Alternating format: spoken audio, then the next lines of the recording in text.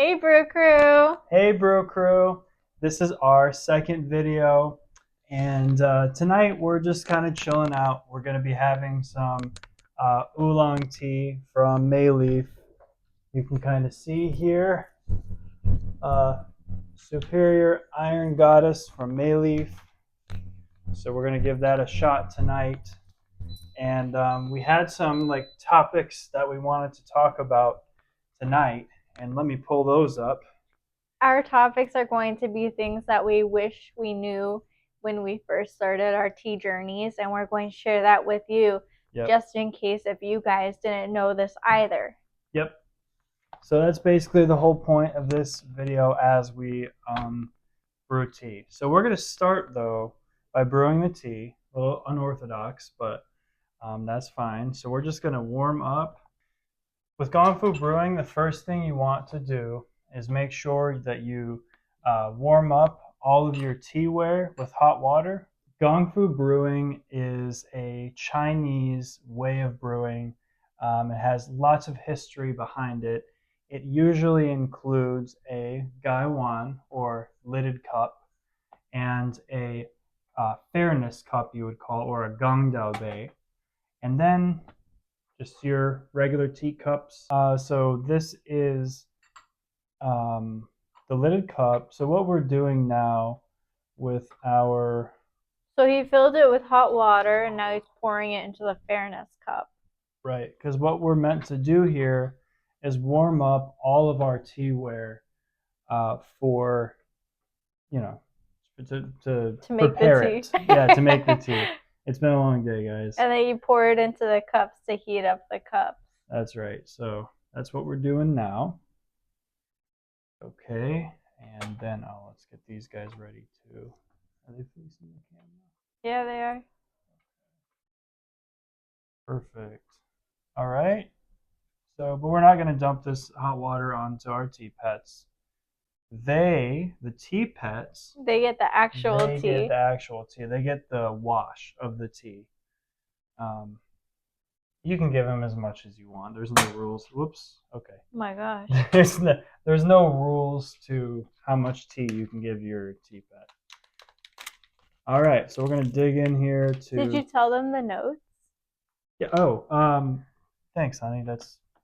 So this is the Superior Iron Goddess, which I said earlier. It says here on the package that it is apricot, meringue pie, and magnolia flowers with sweet apricots. So we're going to see what flavors we pick up or what tastes we're picking up, but generally that's kind of what... That's what it says on the packaging. Jinx, you owe me a mayonnaise. Not our inside joke. We're not going to be elaborating on that one. Yes. All right. Oh. Whoops. Oh my goodness. Okay. Okay. Let's get a good whiff. Let's get a good little... I want you to go first. What do you got? That smells good. It kind of tastes like, not tastes like, it smells kind of like it already has sugar to it. Kind of. So what we did to get to this step was we warmed up all of our teaware with hot water. We then, while the gaiwan was still warmed up, we went ahead and we put the tea inside of the gaiwan. And usually, what we do now is we smell the leaves and see what we're picking up while the gaiwan is still warm. Okay. Oh, that kind of smells like matcha. Like matcha? Yeah. I'm picking up... What am I picking up?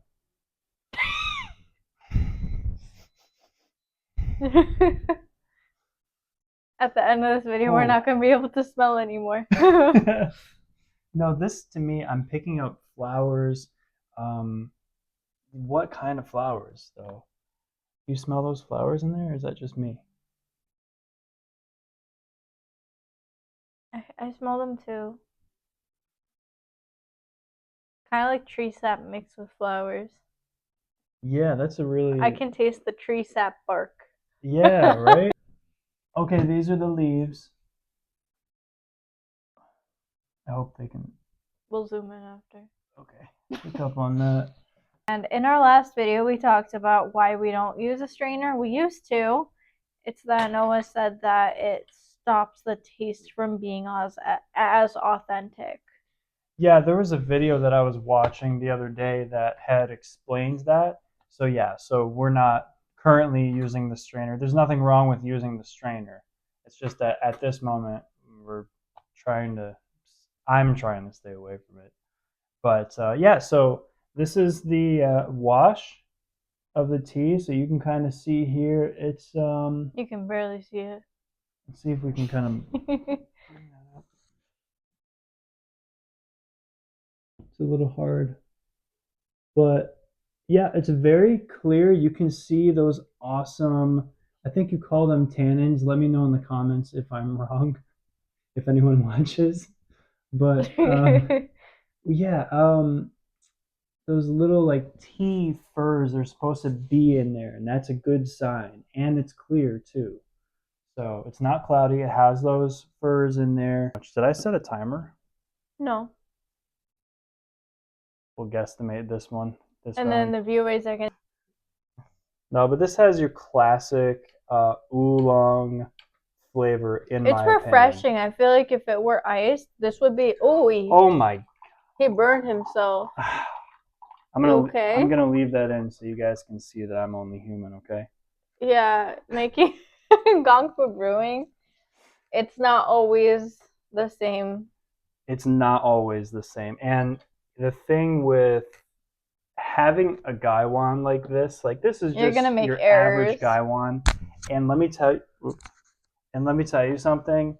I still burn myself. Like that's the reason this gaiwan has a chip in it. Is because that was you? I thought it was built in there. No, this was me.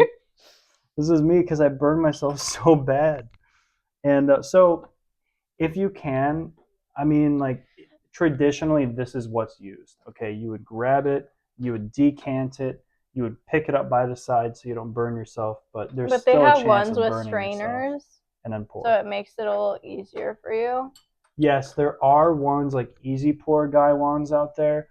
At first, getting into tea, I wish I knew what the difference between bagged tea and loose leaf tea was, because I feel like that's a really important distinguishment to make. And like I mentioned before, a lot of people just here in the States just drink bagged tea day in, day out, and that's their tea. That's what they have. And I was like that too. And but it takes, wanting to get away from that and wanting to explore healthier options. So as I got older, I got more into, I feel like I'm going to burn myself. My first experience was with a raw pour or cooked pour tea. It was a cooked pour, yeah. Or it was a tea cake. And so that experience was very bitter, in my opinion, because that's the first time I've ever done Gong Fu brewing. I'm used to the Western style. So that was definitely something that set me aback. And I didn't really like Gong Fu brewing in the beginning because I was overwhelmed by the whole setup. I was overwhelmed by the tastes because it was much stronger than what I'm used to. Oh, yeah. So I would definitely recommend starting with something lighter, sweeter, just to get your taste buds accustomed. Acclimated. Yeah. Yeah. And the thing, like, just to add to what you were saying, definitely recommend a white tea, starting with a white tea, because they have more sweet, like honey notes, floral notes, jammy notes. So if you kind of go that route, you'll probably be a little bit better off, just because your taste buds won't hate you for it. Like I remember the first time we had that pu'er cake. It was rough. We both were like, oh my God, it tastes like a basement. Yeah, and because what you're doing with Gong Fu Brewing is you're having a higher leaf ratio to water. You're using less water and more leaf, so that way you get a much stronger brew. Yeah, it's more concentrated and you can kind of taste it better, which is the art of it, because you get to taste everything. that the leaves come along with, and it's not diluted. That's right. That's right. And it's not diluted at all. And another beautiful thing about Gong Fu brewing is you can have multiple infusions. Whereas with Western brewing, you're kind of more tied down to 1, 2, maybe 3 different brews of that same leaf, and then you're done. This, you could have some, you could have like 30 or 40, depending. I mean, you gotta, I'm generalizing here, but white tea all the way when you're first starting out. And here you go, hon. Thank you. Cheers. Cheers. And that's the beautiful thing about Gong Fu. Like, a lot of the time, I'm very particular in how I brew it. Yeah. But I feel like it's okay to just let it sit. Let it go sometimes, and just have fun with it. It's supposed to be a calming experience, so you're not supposed to be stressed about every single second. It's supposed to be a relaxing, social thing too. That's why tea houses exist. That's why people go to tea houses and sit around and have tea together and talk and make connections. So the next thing that I wish I knew personally, and that I'm sure you can resonate with, is I wish I knew about the tea quality. And what I have written here is, even with loose leaf teas, you have to be careful because some could be sprayed with some type of unknown, it could be an oil, essential oil, but you don't want that on your, if your tea leaf doesn't taste good on its own, then that's a whole quality issue that needs to be addressed at the cultivar. So if it doesn't taste right without the sprays and the oils and stuff, then it's probably not worth your time, in my opinion. There are some people out there that, like, for example, what's something that Alina really likes it when I make her the Earl Grey lavender tea, which the Earl Grey lavender tea, depending on where you get it from, could be really good or really bad, like the blend itself, because the blend is just Earl Grey tea with lavender, and in some cases they'll add like the blue, what is it, the corn seed something in the blend. But yeah, so I mean, I don't really know for sure. Anyway, she loves that. I don't, because you can clearly taste the difference in quality between this and that. And I think a better example would be chamomile. Like, I didn't realize that there was a difference in quality. I thought that all chamomile was just all chamomile. Like, I didn't think that there were different cuts to that. Right. So you kind of introduced me to that because you were like, oh, these are the scraps inside of the tea bags. That's right. So in the tea bags, and we'll just kind of backtrack here for a second, in the tea, or to add to that really, in the tea bags, there are just ground up stuff in that bag. So how it works is they sift the leaves. Traditionally, they should be sifting it by hand. In a factory, though, there are factories here in the United States that have automated processes. And in those automated processes, it's basically what you're drinking is what's been on the floor at that point. That's pretty much what's in tea bags. It's technically the garbage. It's what should be thrown away or swept away. They're putting it in the tea bags. So the chamomile itself, and just to note here, this is like a nerdy thing that really only I'm interested in, I think. But I mean, I'm sure our viewers are kind of interested in them, but if they're watching, then yeah. Yeah. I would say that chamomile is not. Well, no, chamomile is not a tea. Chamomile is not a tea. Chamomile is a tisane. Is that what it's called? Crazy town. Why are you asking me? You just blew my own mind. So what tea is considered to be officially is the Camellia sinensis plant. Please tell me in the comments if I'm saying that wrong. I've had a little bit of a long day today. But it is the Camellia sinensis plant. That is what is officially recognized as tea. And so here, and it's all in how it is processed. So in this oolong here, this is the, thank you. So you can see there, and that oolong, that was processed to be this way. How it looks, how it tastes, everything about it is in how it's processed. It is the Camellia sinensis plant, and all tea is made from the Camellia sinensis plant, but they're all processed different. White teas are sun-dried, oolongs are not. Black teas are, they have a little bit of a different process. I'll have to look back into that. But for example, just to give you a little bit of an idea, oolong teas, not sun-dried as far as my knowledge goes. White teas, sun-dried every time. Pu'ers, I think, are fermented. Different cultivars have different ways of doing it, but just to give you an example. So to end that rant about tea and tea quality, chamomile is not a tea. Yeah, you lost me there during your whole rant. What I've taken is that it's not a tea. Thank you very much. It's not a tea. So maybe the viewer will like that little bit of knowledge. If they didn't, you can just skip to the next point. So next point here, we're gonna. Yeah, so I wish I knew about different styles of brewing. For me, specifically, Gong Fu style brewing has really always resonated with me. There are so many other ways to brew tea, though. And I would say... Yeah, you can even do it with a French press. We learned that recently. Oh, yeah, you can do it with a French press. Technically, that is considered to be Western-style brewing. Technically, yeah. However, it works. Yeah, it does. So you can do it in a French press. There are... What was that? Butter tea?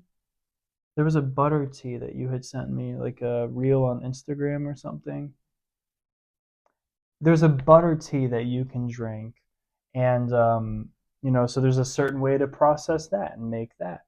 And, yeah, it's just cool. And, I'm just going to try to keep this next point a little brief here. But I would say that starting off, understanding how to brew, like what temperatures of water to use for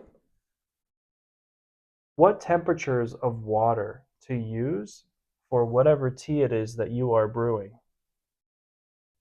So, like for example, right now we're using 210 degrees Fahrenheit or 99 degrees Celsius, okay, for this oolong. And that's just me following Mayleaf's brewing guide. You can mess with it however you want. You're going to pick up different notes if the water is cooler compared to when the water is hotter. So, which is another reason why it's recommended to brew green teas at a lower temperature, like 170, 175. The same goes for matcha powder. You would do 170 to 175. At least the way I do it, that's the way I brew it, matcha. Yeah, the heat definitely does affect it, and same with the cold, which is why iced teas taste differently from the hot teas. So that's definitely something to pay attention to, since it can alter the bitterness of it as well. Absolutely. And to add even to that, I would say that if you're brewing, for example, a red tea or black tea is what we call it here in America, that would, if you would brew that tea, which is meant to be boiled or hot water, if you did that with like 170, 180, it would taste different. You would be picking up different notes of the tea. Whereas because when you're using hotter water, you're extracting more of the leaf quicker and harder too. And because of that, like right now, we're using 210 degrees Fahrenheit, like I mentioned, for an oolong, which I didn't really think was what you're supposed to do with an oolong. But we're picking up different notes because of it. And so just long story short, experimenting, starting off with a guide, like, hey, I want to start here, maybe go down or up from here, is one thing that you can do as well. So one other thing that I wanted to touch on here was that I wish I knew about tea cakes, tea coins, and then tea balls. What's a tea ball? I know it sounds weird. But what a tea ball is just the leaves rolled into a small ball that you can then throw in the gaiwan. How big is it? Do I have any? I don't think you do. I have one. What? Wait. Oh, I used them. I can give an example. Hold on. So he went and grabbed the tea ball because I was confused as to what that was and how big it was. Yep. So this is the best example I have of a tea ball. This is not a tea ball, but it's the best example of one. So what is that? This is a tea orange. What? Yeah, this is literally a fermented, dried, and shrunken orange that has pu'er tea inside of it. You crack it, you throw it in the gaiwan, you drink it. That's what this is. It's a tea orange. But this gets my point across. This is a tea ball. Okay? And then we've also got a tea coin. Yeah, thank you, Ari. So that is a tea coin. Wait, I want to influencer moment. I wish I knew about those differences between these types of things. Loose tea, just straight from a pouch, a tea ball, and a tea coin. They're all tea, but they're processed differently. And, for example, with a tea coin, you would actually be brewing that differently than you would with like just tea straight out of a pouch. Same with the tea ball, because you need to allow the leaves to kind of unfurl and have the water hit into the center and then open up the leaves. Center of the Tootsie Pop. How many licks does it take to get to the center of the Tootsie Pop? Let's find out. A 1? A 2? A 3? No, he doesn't get to 3. He bites it. He goes.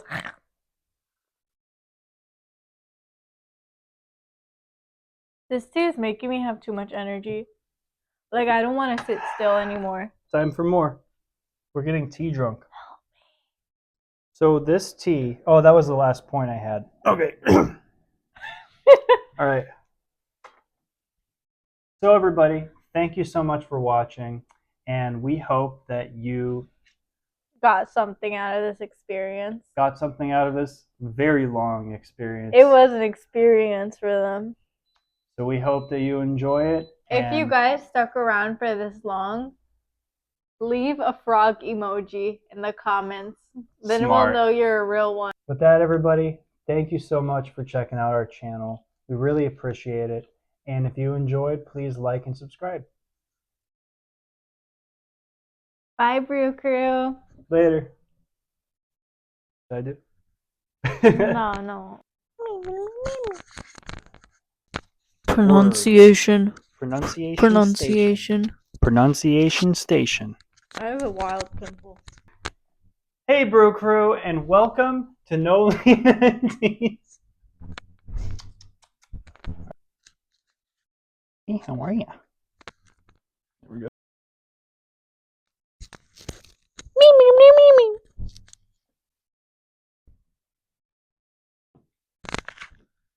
Oh!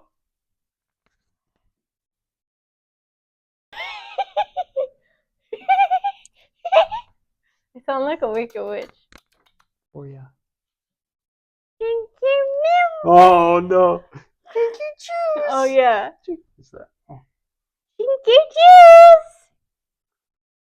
Oh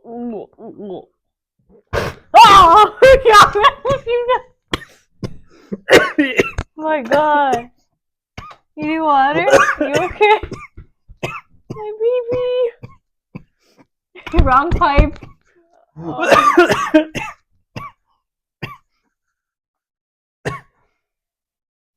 We're gonna cut that part out.